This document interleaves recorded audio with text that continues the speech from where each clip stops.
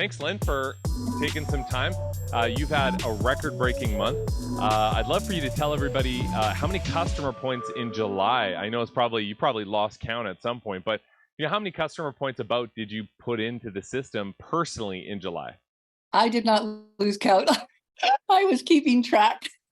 I have a spreadsheet and I put it on my computer and going on there and writing the names down. I had two lists, kind of like a networking list, and then when they'd come over and I'm thinking, okay, yeah, we'll look at it, right? But a lot of these people. Oh, so anyways, I had 86 points. So 30, 17, and 15, 30. I think 33 services. That is huge, fantastic, personal. And I want to say here, like a lot of people, that some people's goal is to have 86 customer points, their whole team. You went out and did 86 personal customer points. So I want to take that snapshot and then I want to back up and I want you to talk a little bit about your first maybe 6 months in ACN, just as a little bit of a juxtaposition, that people understand that this wasn't always your story. And can you let everybody know you weren't always perfect, you weren't always a customer leader and dynamo? Where were some of the places that you struggled in your ACN business in the beginning? I sort of started, and then I started going, of course, with family and friends and stuff like that. And I was working full time too, so it took a little bit longer. And then I just kind of, if it wasn't a good fit, if I didn't think the rates were good, I'm sorry. I know it's a business and it's tough, but I'll wait because it's my family and friends. I'll get them in the first time and hopefully they should be staying, right? I mean, I tried to get my one sister in and I thought, nope, let's just wait. You can't get everybody all at once, but she's been my biggest supporter now. I got her in she's been with us the first time and then she renewed. And I got her on the Steady Lock 24. And it was an awful lot, because they were using a lot of electricity. They have this little gazebo and he goes out and plays pool. So it's heated by the electricity, right? So hers is like skyrocketing, like what's going on? But it was a good thing. She was on the Steady Lock. And so she had a good rate. I said, Holly, do you know that Steady Lock has gone up much more than that now? So, it's funny. So now she's my big supporter. She had two referrals. Well, she had one person that she talked to. She lives out at Alberta Beach, talked to this one person. Then this lady talked to her friend, and then her friend talked to her daughter. There was 4 services right there. So I'm paying my sister, yes. So that started off with somebody that, maybe wasn't your customer right away and you had a little bit of difficulty getting off the ground, becoming a customer giant like you are today. I want you to share a little bit about maybe the impact that events and personal development also maybe had on your journey. Because I think for people to understand that, if they're not where they want to be right now, that there may be a few things that we can all do, all of us included, that will help us get to where we want to go. And that it's not like a light switch. It's not like, well, I'm just going to wait and maybe the light switch will come on. Maybe there's some things that you can plug into. And I've watched you over the months and years. You plug in, you show up, you're consistent, you attend trainings, you take notes, you ask questions, you read the personal development books. Could you maybe share that journey and your personal development journey a little bit? There's a couple I hate reading. Hate reading. So it's like Dom has forced me to read, doing these, the book club and stuff like that. So, and sometimes there might have been a time where I was busy and I couldn't get there and do it or whatever, but it was very rare that I didn't make it to book club. And then I started participating. But I have to actually highlight the stuff so I can remember what's in here. And, it's good to highlight because you can always go back and look at it. But there's a couple of books that I would recommend to everybody. Can't think of the names right now. I think it's one of the earlier ones, and then this last red book. There's an awful lot of stuff. Do you recall what that one is? It's had just a red jacket, and yeah, it might have been a John Maxwell book. We read so many in that book club. Yeah. And that one I really enjoyed because it kind of gave you some ideas as to how to approach people. But you just have to keep trying and different things and keep on going. And something, just like my son-in-law says, something might not work for him, but next time something else does work, or he doesn't do that again, right? So yeah, it just, you never know what's going to work. You just got to keep trying. That's awesome. And Yeah. I'd love for you to talk a little bit about, I think, something that everybody struggles with, which is, maybe communicating value. We'd all love it if all of our services were all 95% cheaper than the competition. That'd be pretty easy to sell. Yeah. But, sometimes we're the same price. Sometimes we're a dollar more. And Yeah. a big part of becoming a customer acquisition leader is learning how to communicate value, because we're not always going to be the cheapest in the market. Of course, we want to be competitive, but what are some tips for people that are watching this right now that you could give them to help them communicate value that you've learned?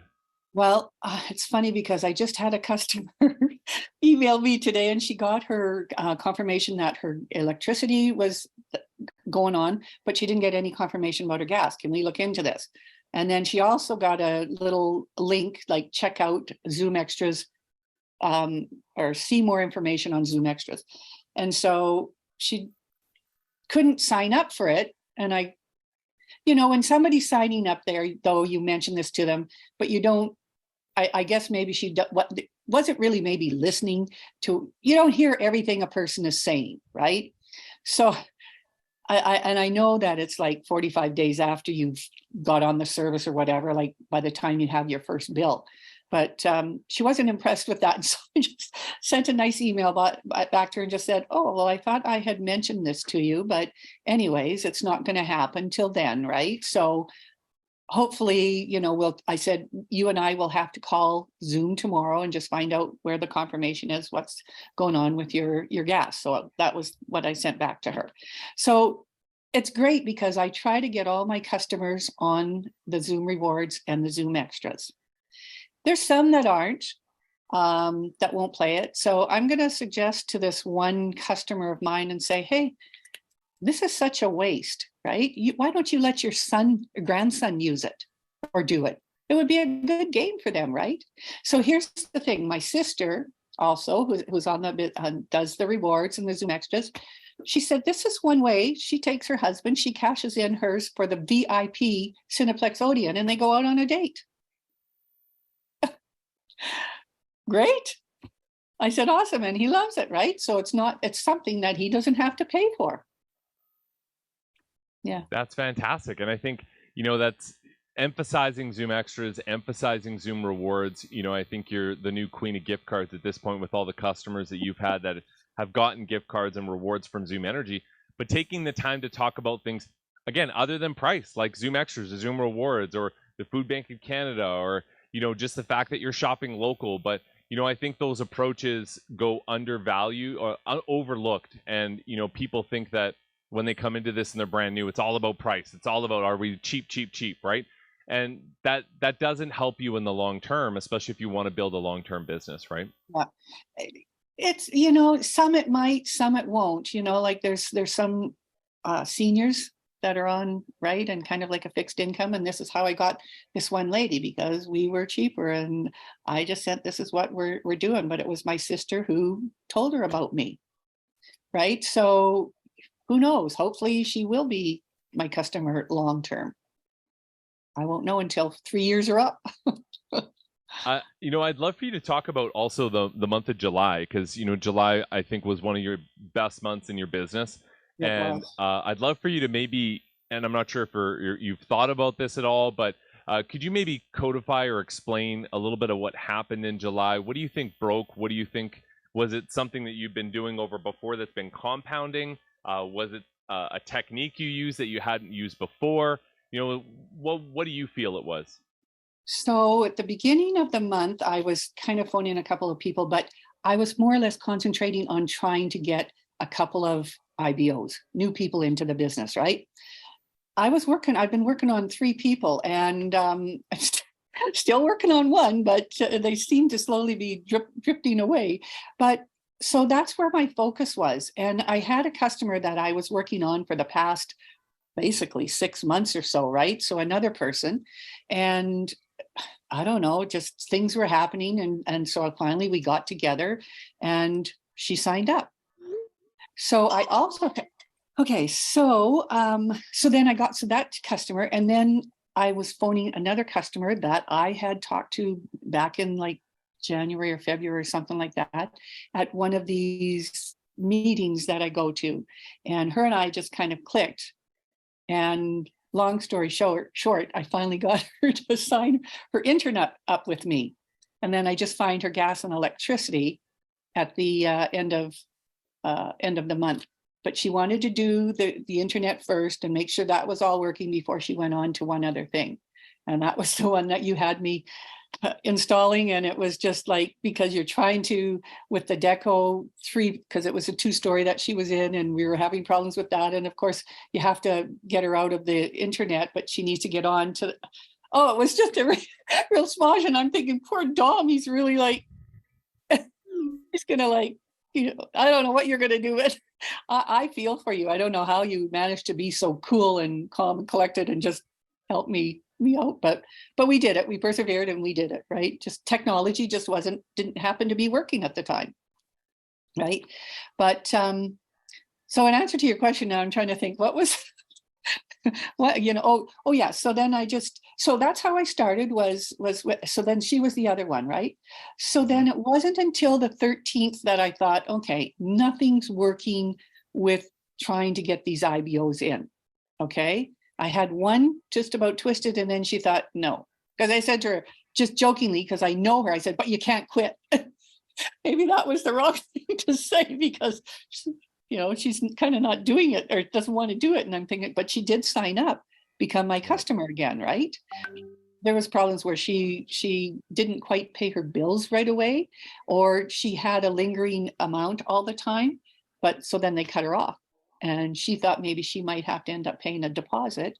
And so she was afraid to get back on, but she did, and they didn't need a deposit, which was good. But she did pay her bill all final, right? So then I thought, okay, I have to switch gears because I'm not getting the IBOs. And it wasn't really, so I said to this friend of my husband's, I said, because I knew his son and wife were buying a house, we're moving in St. Albert. And I said, Steve, what's happening with your son? I said, would you mind mentioning to your son that, I'd like to call him and see what his gas and electricity is. So he said, sure. So it wasn't until really the 14th that I started doing anything in respect to phoning people.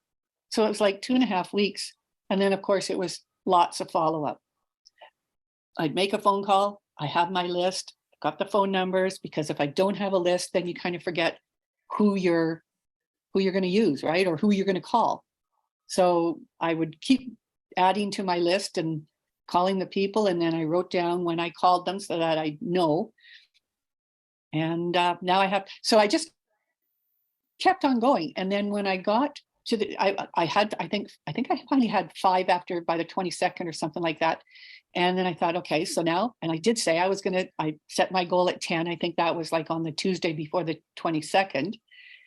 And I reached that goal, but then also that it wasn't until,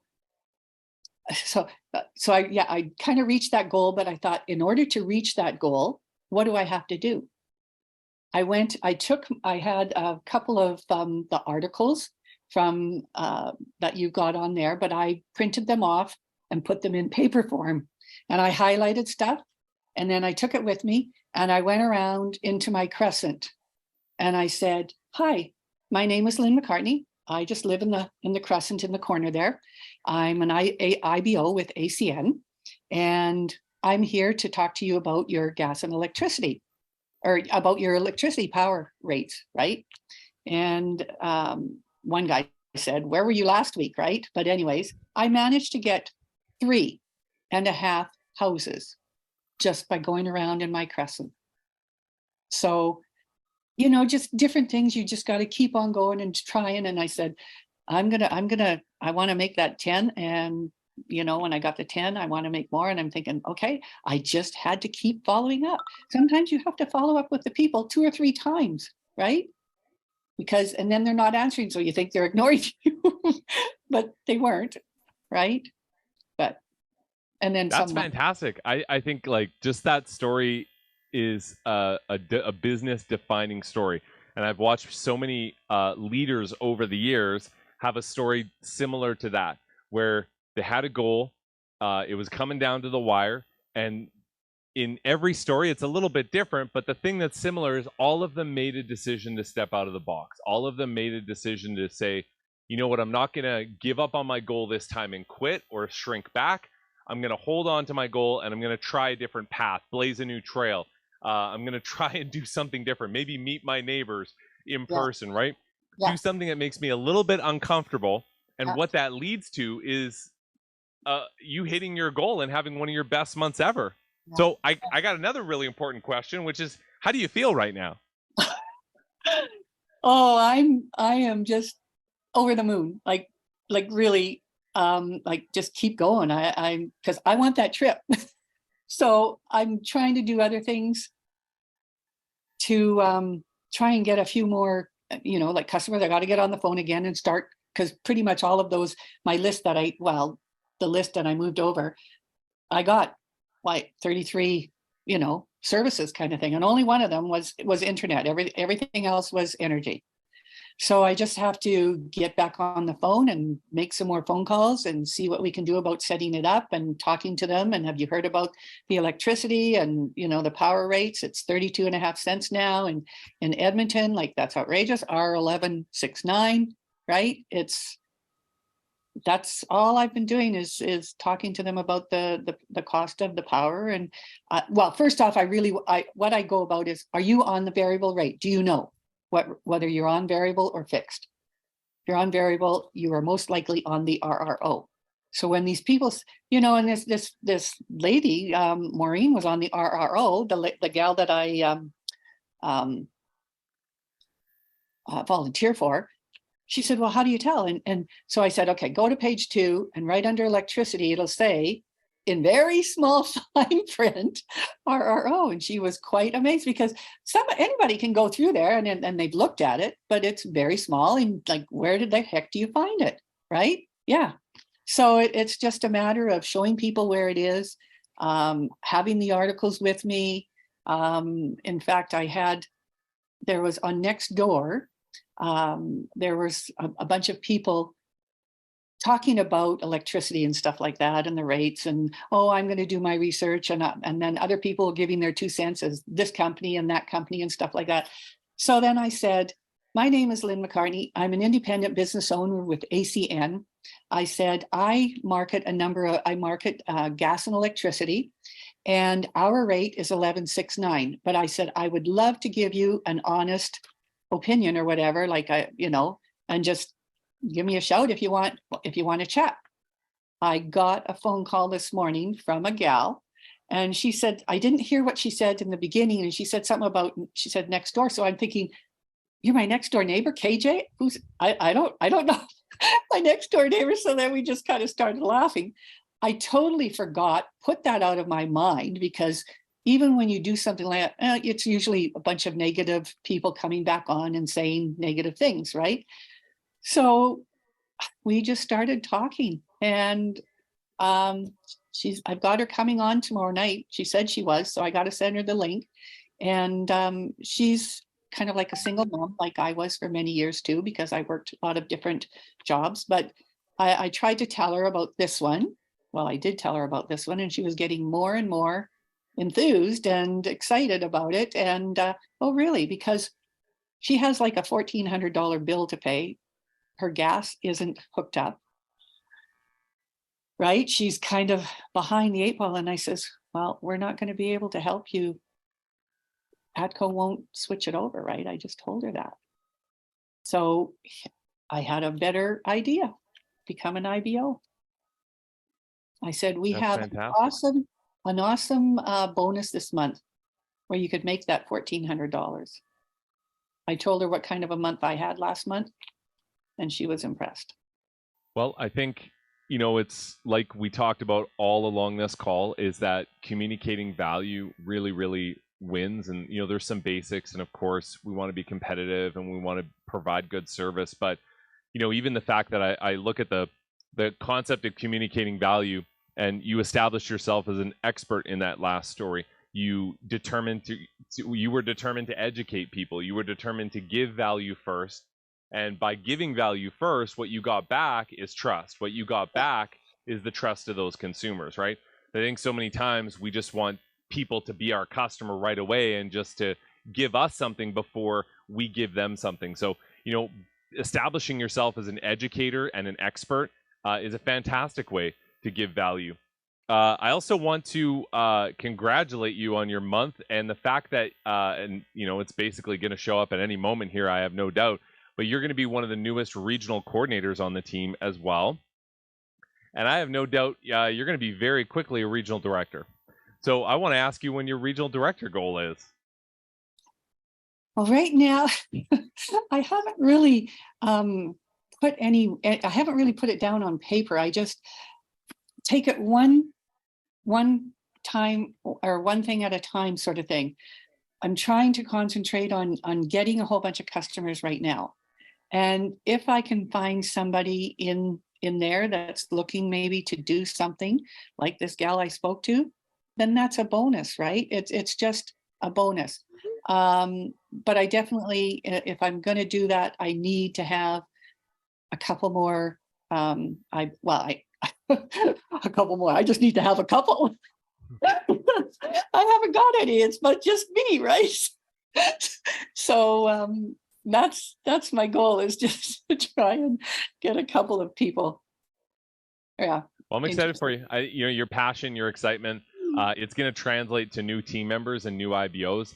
And I think out of everybody in July, lots of people had a great month and record months. But I'll be honest with you, I know for Jordana and I, we were so happy and so excited for you, and so happy to see the work pay off. And you deserve it, and you deserve even more growth. And we can't wait to see what you're going to do in the future. Thank you, Dom. Thanks a lot, Lynn. It's so funny. You just have to keep on going, little by little, and eventually you'll get there, and somebody will come along. And it's just, it's funny how things work, right? You just, and yeah, like I said, my one sister who's just helping me out here. She's just, yeah. I'm trying to get other people to help as well, but we'll see. I've got a couple other sisters call on and say, I need your help. Yeah. Well, I love it. I have no doubt you'll have another banner month. So thanks a lot, Lynn, for Thank coming you. on.